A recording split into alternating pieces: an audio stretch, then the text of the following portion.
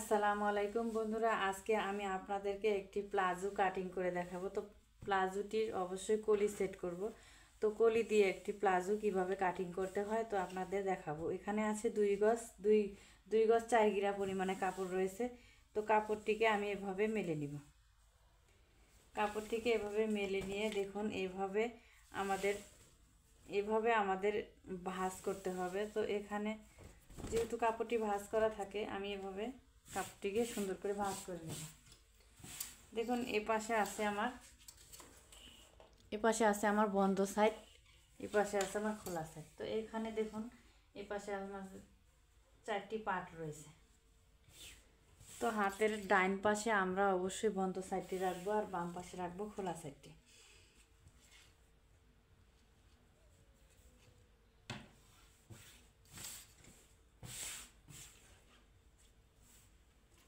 তো আমাদের প্রথমে রাবার ঘরের জন্য নিব 2 ইঞ্চি।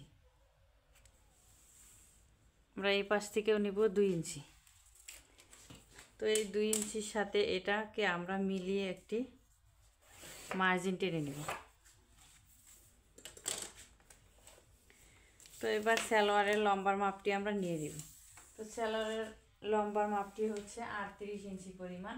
আমি সেলাইয়ের জন্য নিব 1/2 ইঞ্চি পরিমাণ। যেহেতু প্লাজো এখানে মুহুরিতে হবে চিকন সেলাই, তো আমি 1/2 ইঞ্চি নিয়েছি সেলাইয়ের জন্য। তো এখানে আমরা যে হাইয়ের মাপটি নিব, যেহেতু কলি সেট করব, এখানে আমরা হাইয়ের মাপটি নিব 16 ইঞ্চি পরিমাণে। তো এখানে মুহুরিতে নিব আমি 10 ইঞ্চি পরিমাণ, 1 ইঞ্চি নিব সেলাইয়ের জন্য।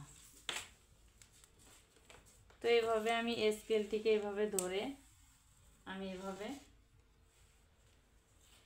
একটি রাউন্ড শেপ দিয়ে দিব।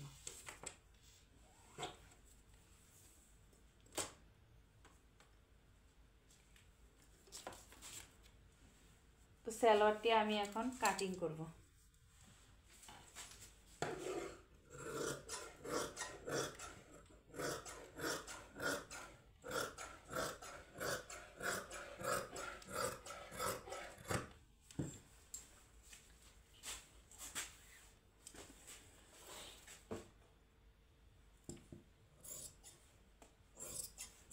এভাবে যে আমাদের যে রাবার ঘরের এখানে যে জোড়া ছিল, এটা আমাদের কেটে আলাদা করতে হবে।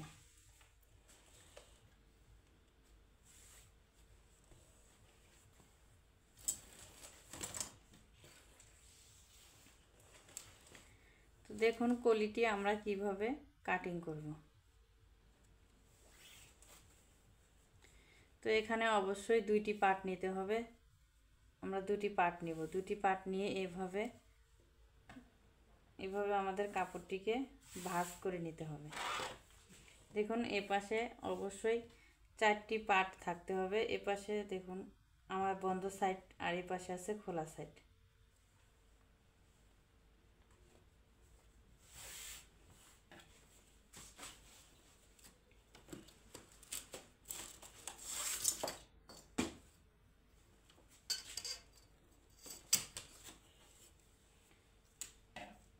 দেখুন এখান থেকে আমি নিব 2 ইঞ্চি পরিমাণ,